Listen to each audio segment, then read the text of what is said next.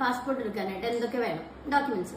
അതിൽ ആധാറിൽ നമ്മുടെ date of birth full year month date ഉണ്ടാകണം. ഒപ്പം അഡ്രസ്സ്, ഫോട്ടോ, പേര് അതൊക്കെ ഓക്കെ ആയിരിക്കണം. അതുണ്ടെങ്കിൽ അത് മാത്രം മതി. ഇനി നമ്മുടെ ഡേറ്റ് ഓഫ് ബർത്ത് ഫുള്ള് ഇല്ലെങ്കിൽ നമ്മുടെ SSLC വേണ്ടി വരും.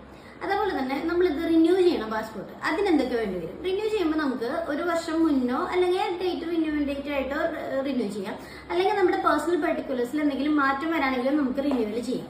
ഇനി റിന്യൂവൽ ചെയ്യുമ്പോൾ നമുക്ക് ആധാർ വേണം, ഓൾഡ് പാസ്പോർട്ടും വേണം. ഇത് മാത്രമാണ് വേണ്ടി വരുള്ളൂ നമുക്ക് ഓൺലൈനായിട്ട് ചെയ്യുമ്പോൾ.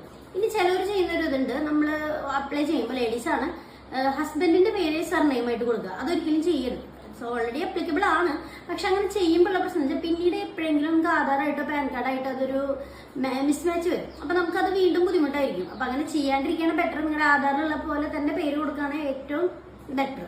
അപ്പൊ ഇതുപോലെ എന്തെങ്കിലും ഡൗട്ട് നിങ്ങൾക്ക് ഇതിൽ വരാണെങ്കിൽ നിങ്ങൾക്ക് എന്നോട് ചോദിക്കാം. അപ്പൊ ഇതുപോലെ ഇൻഫർമേഷൻ വേണ്ടിയിട്ട്